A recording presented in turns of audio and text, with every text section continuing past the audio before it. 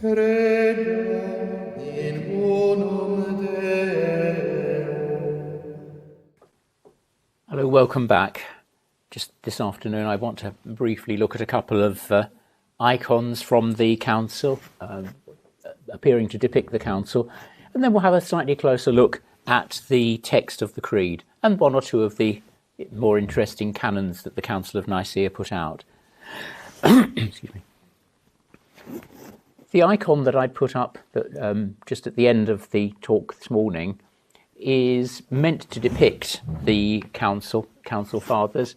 You'll see that the figure there in red is depicting the emperor, and interestingly and slightly anachronistic, apparently individual wearing a papal tiara. The Pope wasn't present at the council, although he did send a couple of legates to it. It's quite interesting here, and you have to remember that there are no contemporary images of the council. So everything is a later interpretation, a later understanding. And so here, this particular one showing the fathers, it's noticeable that they all have halos. They all have the nimbus, so they are all the holy fathers of the council. There's only one image in this entire picture of an individual who does not have a halo, and that's the poor little chap down in the bottom who is looking fairly miserable and unhappy, and that is a depiction of Arius, who at the end of the council was banished for his views, even though his views did revive later. And there is one particular legend that says that his bowel was burst open after the council as a punishment.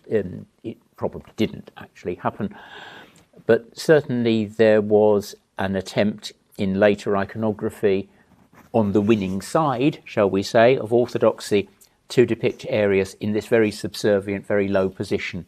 And of course, the background he has is much darker. So it's one way of interpreting, but you'll also notice in this particular icon, and it's not the case in every icon, that the emperor is not seated in the centre. You will actually find icons supposedly depicting the Council of Nicaea where the emperor is seen to be presiding. He opened the council.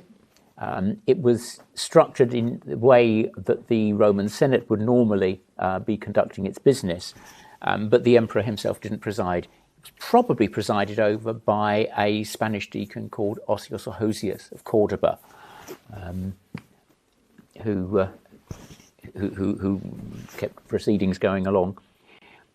The other type of icon you will come across quite often is individuals from the council who are then depicted holding the text of the Creed. Now this is entitled the Synod of the Holy Fathers.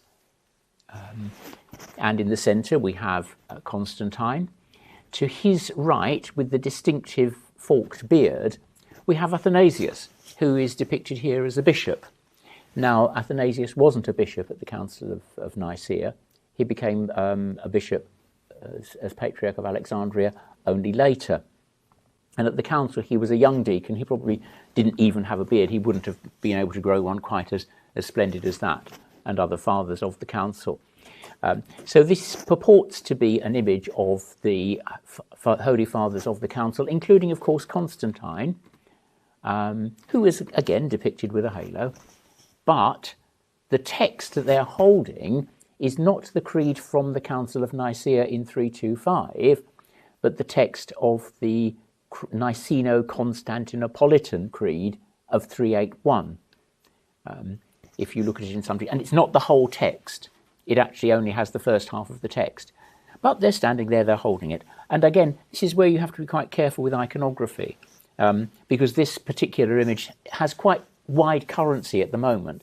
And it seems that many of the talks and events that are being held in this year use this particular icon. And it's an icon that relates to the celebration of the triumph of orthodoxy, which is around actually a later council when the prohibition against images was being discussed. And it was felt that by some in the East that the use of images, the use of icons was idolatrous. And in the end, the Orthodox view that actually the images are not idolatrous, but that they are a means of contact with the saints, and particularly with the Lord. So the triumph of orthodoxy is seen as being the outcome of a later council, but this icon is associated with it. And of course, it's a way that all the councils want to link themselves back to that first council in 325.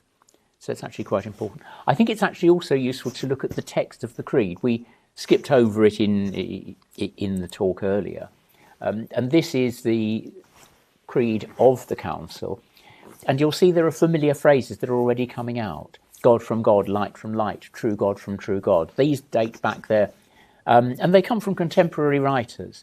These phrases were deliberately pulled together to give a sense of the equality of the Father and the Son, the divine nature of the Son.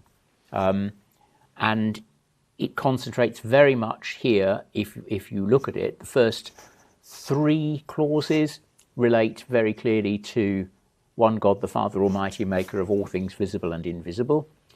Then there's a load on the Son, because it was the nature of the Son, the nature of the Son's relationship to the Father that was in contention, and then the final clause, and in the Holy Spirit. Because at this particular point, the great debate was over the nature of the Son to the Father and their relationship. And but later on, there were questions being raised about, well, there is an understanding that God is Trinity in unity. How then does that relate? How does the Holy Spirit then relate to the Father and to the Son? And it was generally felt at the time that to state that that the Spirit proceeds from the Father was very much in line with scriptural texts, where Christ says that he will ask the Father to send a helper, a comforter, a paraclete, to use the Greek term. And so we have this sense that this reflects the scriptural text of the Father sending the Spirit. But then the question is whether the Spirit is, if you like, a created thing, or whether the Spirit is perhaps himself God, and himself in a sense divine, or and shares that divine nature.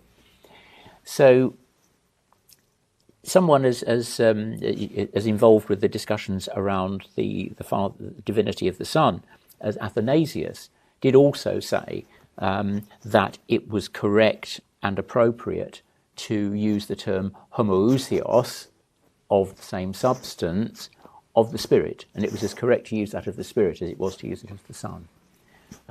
So our later creed, when the thoughts on the Spirit were being clarified, because it had a bearing on the nature of the Trinity, by the time we get to 381, we have this text. Now, the translation I've used here is actually a translation from the third edition of the Roman Missal, and the sections that are highlighted in green are the bits that were added by the Council of Constantinople. So the Nicaea is in turquoise and Constantinople is in green.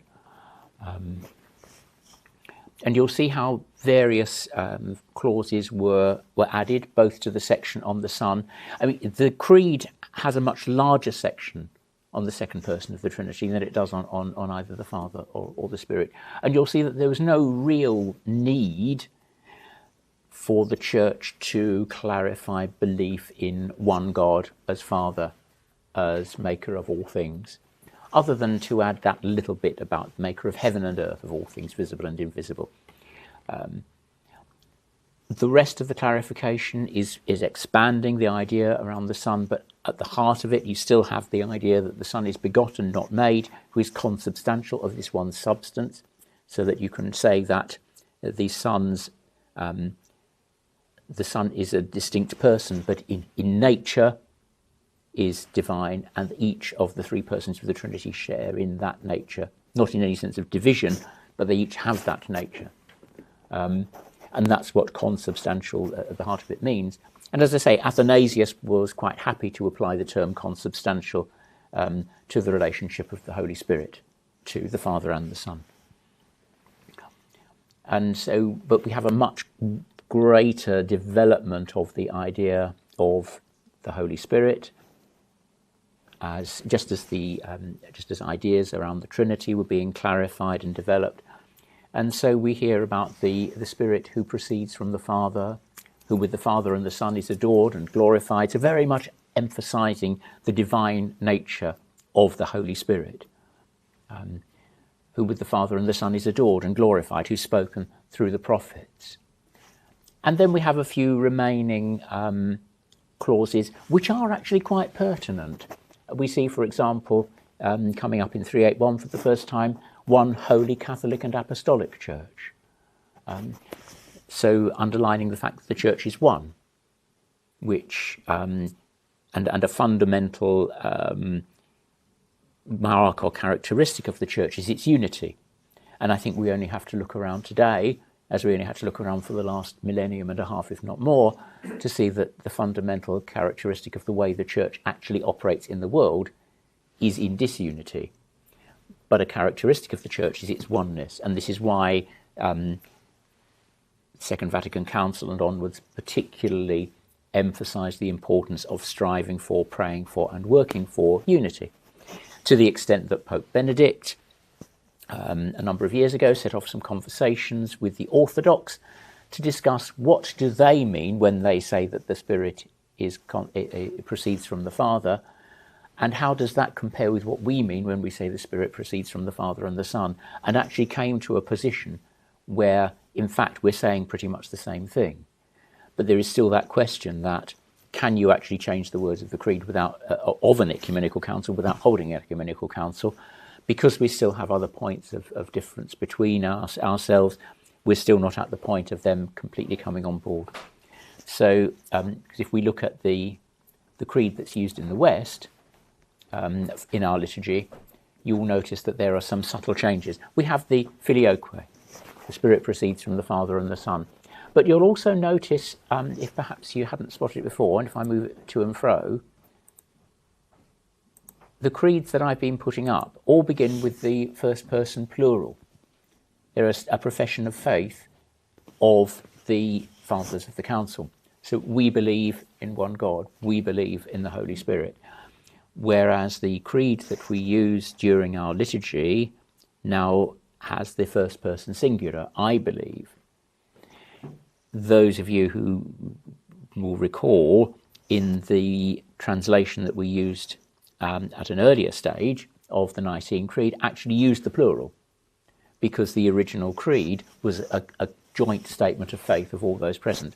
Whereas this has really taken on the nature, if you like, of a kind of baptismal creed. If we think about the Apostles' Creed that we sometimes say at Mass, it is very much a personal creed. It's a baptismal creed. It was used for the individual's profession of faith before receiving baptism. So that I believe in God the Father Almighty, maker of heaven and earth, and in Jesus Christ.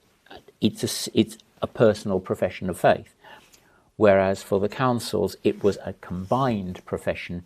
We, implicitly, we all, the undersigned, believe. When we use it in our liturgy, we have now reverted to using the first person singular. So you need to be aware of that. There's a subtlety about that, in that it emphasises, rather than the community professing its faith as one, it emphasises the other aspect of a community of individuals, each of whom personally professes this faith. Neither is right, neither is wrong. They're just two different ways of looking at it, and I think you need to bear that in mind. So there were a couple of other things that I thought perhaps might be just quite interesting to pick up from the deliberations of the Council, if we move on from the Creed, however central that is to it. I mentioned that the Council passed 20 canons or laws, which then made their way into the imperial canon of law. And I'd just like to talk a little bit about two of them. Some of them are disciplinary, some of them were around how do you deal with individuals who've gone away from the church, how do you reconcile them. are there individuals who cannot be reconciled? Do they need to be rebaptized? And it was clear, no, you don't baptize again. And there were individuals who said, well, if you commit a really serious sin after baptism, then that cannot be forgiven. Which is why there was a practice which was actually quite common of individuals who were in the process of entering the church, who'd become catechumens, and so were in the final stage of preparation before baptism, of deferring baptism until the deathbed. Because baptism wipes away every sin that has been committed up to that point in your life, regardless of how awful a sin it is. Baptism wipes that away. Now, it's a bit high risk, because if you die with those sins on your conscience and you haven't been baptized, you are in eternal trouble, it has to be said. So it's a bit high risk. But interestingly, the emperor who called the Council of Nicaea, who very much promoted Christianity, who supported Christianity, was not baptized until his deathbed. Constantine was, for most of his life, a catechumen.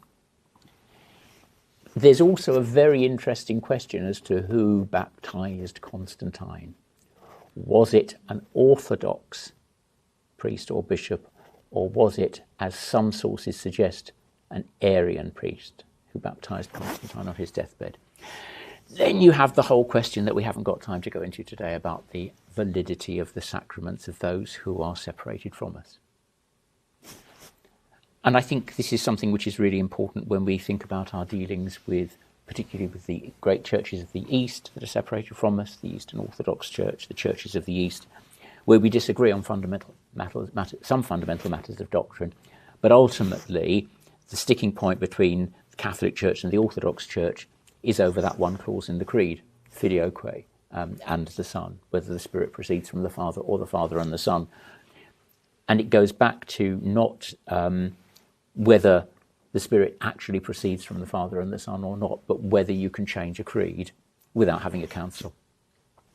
In the East they say no, in the West they say yes. And the reason that the West would say yes is because in the East the Roman Empire in one form or another continued until 1453 and the fall of Constantinople, whereas in the West, by about the sort of 5th, 6th century, the power base, the secular power base, had become the papacy.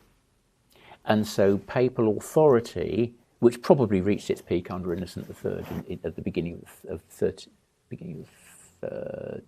13th century, end of the 12th century, beginning of the... You dropped the voice, couldn't you? Yes, I'm sorry, it's because I was trying to remember. Yes. This is what happens when you write the round about the end of the 12th century, beginning of the 13th, Innocent III, where you have the pinnacle of papal power, where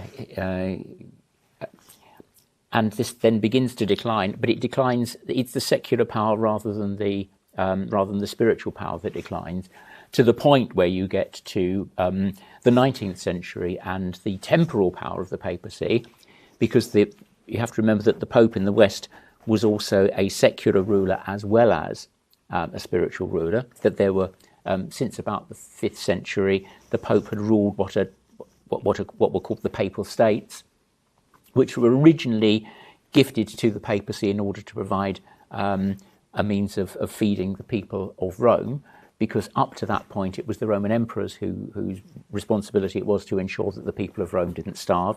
When the Roman emperors were no longer in office, then the papacy took that over.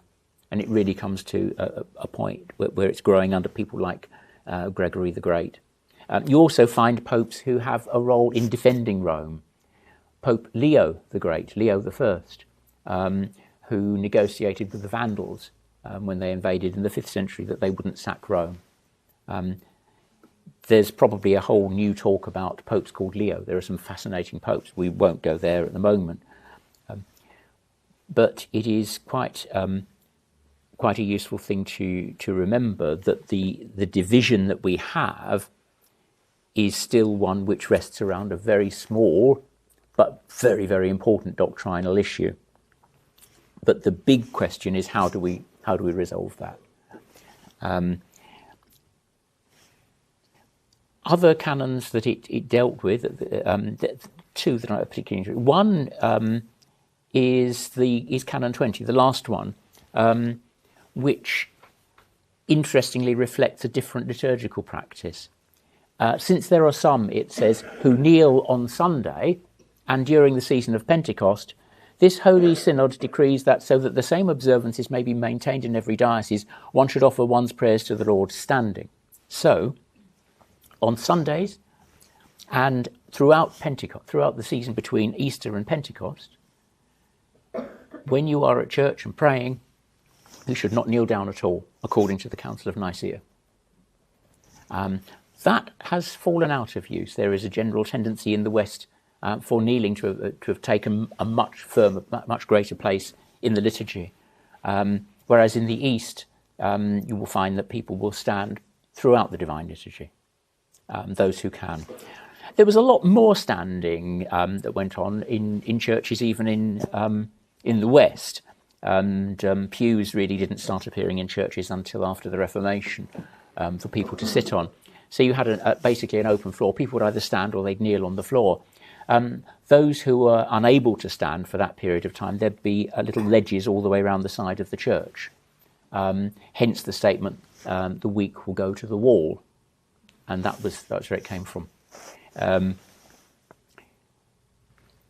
But it is interesting that although we no longer conform with that particular practice, if during our liturgy we have the Litany of the Saints, let's say it's an ordination, if the ordination takes place on a weekday, then the litany is recited with everyone kneeling.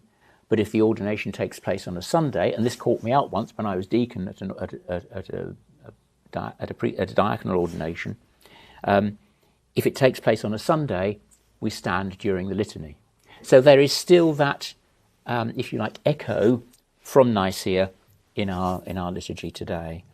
And the other one that I did want to mention, which I mentioned very briefly, is that the council put deacons firmly in their place. As a deacon myself, I know my place.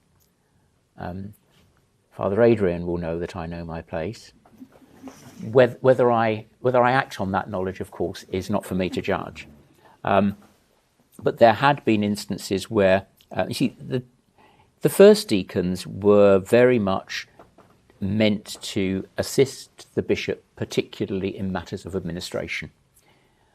Deacons didn't have a huge role within pastoral work and evangelisation, although some were active in pastoral work. But there had come a point where some of the deacons were getting a bit above themselves. And of course, by this point, bishops were appointing presbyters, we would call priests, who would represent them and actually be running areas outside the main centres of the city of the diocese, which evolved into what we call the parish. But it was found when all the clergy were coming together, the deacons were receiving communion before the priests, even though it was the priests who, in concelebrating, had actually offered that sacrifice. The deacons assisted at the offering of the sacrifice. But also that within the church there were certain places set aside for, there was the bishop's throne. He would have his own deacons either side, who was his assistants, but then any other deacons present had to sit in a separate place and not along with the presbyters. And there was and situations kept arising where the deacons were bumping the priests out of the way and said, no, I'm going to sit here, I'm more important than you are. And the council stamps on that very carefully. Deacons must remain within their own limits, knowing that they are the ministers of the bishop and subordinate to the presbyters. So there is this sense in which the council also clarified the church's understanding of the hierarchical nature of its ministry. And that's something that has stayed with us. So when the diaconate, for example, ceased to exist in any real sense as a distinct ministry and was revived by the Second Vatican Council, we've had the last 60 years to try and work out what is the diaconate and what does the deacon do. And in the first 60 years, we've spent the focus on what does a deacon do. And now we're beginning to think about, but yes, what is a deacon? and how do we understand that ministry? But there is, and we have to go back to Nicaea to understand the place of the diaconate within the church's ministry, particularly the threefold ministry of bishop, priest and deacon. And I think that rather draws me nicely and neatly to a close by simply admitting that I know my place. And I also know that time is moving on, so I think thank you very much for listening. I hope there have been one or two interesting things that you've picked up today, and I'll draw it to a close by saying thank you and goodbye.